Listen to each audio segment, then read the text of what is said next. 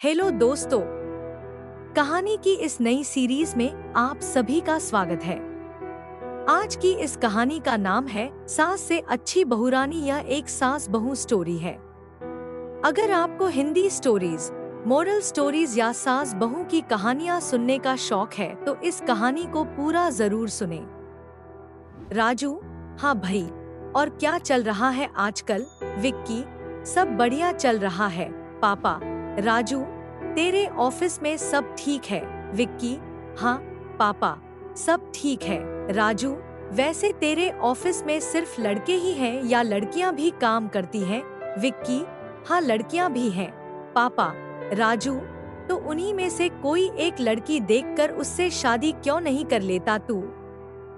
विक्की, क्या यार पापा, फिर वही बात। राजू, हाँ तो क्या करे भाई, हम जो लड़कियां दिखाते हैं वो तुझे पसंद नहीं आती। अरे कम से कम तू अपनी पसंद की ही कोई लड़की बता दे भाई। विक्की को समझ आ गया कि उसके पिता अब इस टॉपिक को लंबा खींचने वाले हैं, तो उसने बिना कुछ कहे अपना नाश्ता जल्दी खाना शुरू कर दिया। विक्की के पिता राजू पुलिस में दरोगा थे और अब रिटायर होने के बाद घर पर ही रहते थे। विक्की उनका और उनकी पत्नी बसंती का इकलौता बेटा था और अब उसकी शादी की उम्र हो गई थी। लेकिन फिलहाल विक्की का शादी को लेकर कोई प्लान नहीं था, लेकिन राजू उसे शादी करने के लिए लगातार फोर्स कर रहे थे। बसंती, और क्या बातें चल रही हैं पापा बेटे में? राजू, कुछ नहीं, मैंने तो बस ये बोला कि अगर इसके ऑफिस में सुंदर लड़कियां काम करती हैं तो कभी उन्हें अपने घर भी लेकर आए। बसंती, अच्छा जी, और वो किस खुशी में? राजू, अरे बस ऐसे ही, इस बहाने थोड़ा हम भी खुश हो जाएंगे उन्हें देखकर। अब हर टाइम तो दाल चावल नहीं खा सकते ना, कभी कभी बिरयानी देखने का भी तो मन करता है ना। बसंती, वैसे उम्र हो रही है आपकी, तो बस आप दाल चावल पर ही फोकस करो, कहीं बिरयानी आपकी तबीयत ना खराब कर दे। राजू, अरे अरे, अभी मेरी उम्र ही क्या है, अभी तो मैं जवान हूँ और जब तक घर में बहू नहीं आ जाती तब तक तो मैं बिरयानी खा सकता हूँ। बसंती, हाँ, जैसे बहू के आते ही बड़े सत्संगी हो जाओगे, हम जानते नहीं क्या आपको। विक्की, अच्छा मम्मी पापा शुरू से ही इतने रंगीन थे या अब बुढ़ापे में ज्यादा जवान हो रहे हैं? बसंती, पता नहीं बेटा, घर में तो बड़े शरीफ बनकर रहते थे, पर पुलिस में थे ना तो सारा दिन तो बाहर ही रहते थे। अब बाहर कहाँ कहाँ बिरयानी खाई, मुझे क्या पता। राजू, तुम दोनों को क्या पता भई, जब मैं वर्दी पहनकर और काला चश्मा लगाकर अपनी जीप से उतरता था ना तो लड़कियां देखती रह जाती थी मुझे। ओहो, वो तो मेरे पल्ले तेरी माँ पड़ गई, वरना माधुरी या जूही चावला से कम नहीं मिलती मुझे। बसंती, हाँ हाँ, तो अब किसने रोका है, जाओ जाकर कर लो ना। राजू, पक्का, सच बताओ। बसंती, देखो जरा, बेटे की शादी की उम्र हो रही है और ये महाशय घर में दो दो बीवी रखने की बात कर रहे हैं। राजू, नहीं बसंती, दो नहीं, एक।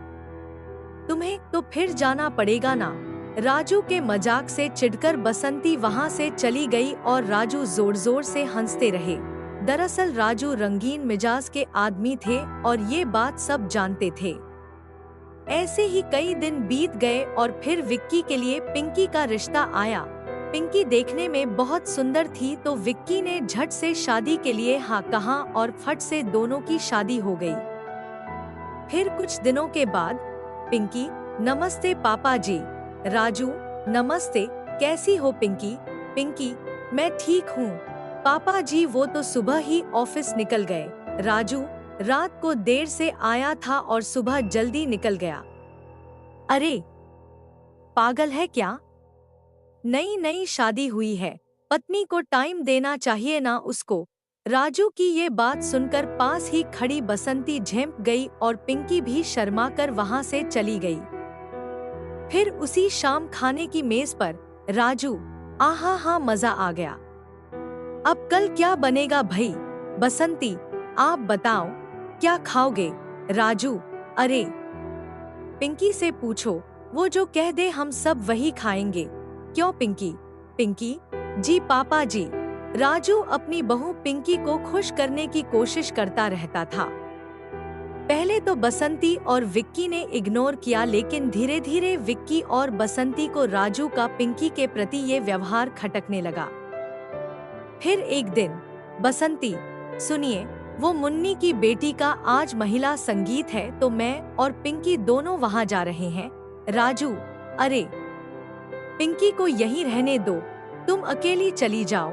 बसंती, क्यों? पिंकी को यहाँ क्यों छोड़ दूं? राजू, अरे भूल गई, उसके पैर में मोच है ना, तो बेचारी कहाँ जाएगी। बसंती, अच्छा तो ठीक है, फिर मैं भी नहीं जाऊंगी। पिंकी, नहीं मम्मी जी, आप जाओ ना, अगर आप नहीं जाओगी तो मुन्नी आंटी को बुरा लगेगा ना। बसंती, ठीक है तो एक काम करो, तुम अपने कमरे में जाओ, मैं जल्दी ही वापस आ जाऊंगी। बसंती बहुत बेचैन थी, वो कुछ समझ नहीं पा रही थी। दरअसल राजू का हर वक्त पिंकी का ख्याल रखना उसे परेशान कर रहा था। उसके मन में उन दोनों को लेकर कई सवाल उठ रहे थे, जैसे कहीं उन दोनों के बीच कुछ ऐसा तो नहीं था जो एक ससुर और बहू के बीच बिल्कुल नहीं होना चाहिए। पिंकी के कहने पर वो पड़ोस के घर चली तो गई, लेकिन वहाँ भी उसे चैन नहीं आया और वो थोड़ी ही देर में वापस आ गई तो देखा कि राजू हॉल में नहीं था। बसंती को शक हुआ और वो दबे पांव पिंकी के कमरे की तरफ बढ़ी। वहाँ उसने देखा कि पिंकी बिस्तर पर लेटकर कराह रही थी और उसके सामने राजू उसका पैर पकड़कर बैठा था। ये देखकर बसंती आग बबूला हो गई।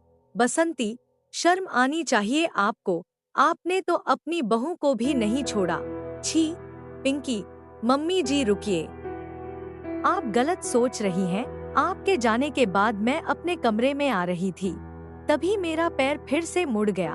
मेरी चीख सुनकर पापाजी दौड़ कर आए और उन्होंने मुझे यहाँ लिटा दिया। वो तो मेरे पैर पर गर्म पट्टी बांध रहे थे, जिससे मुझे थोड़ा दर्द हो रहा था। आप गलत सोच रही हैं, और वैसे भी पापा जी ने तो मेरी कई बार पट्टी की है। बसंती, कई बार पट्टी की है मतलब? ये क्या बोले जा रही है? राजू चुप खड़ा था।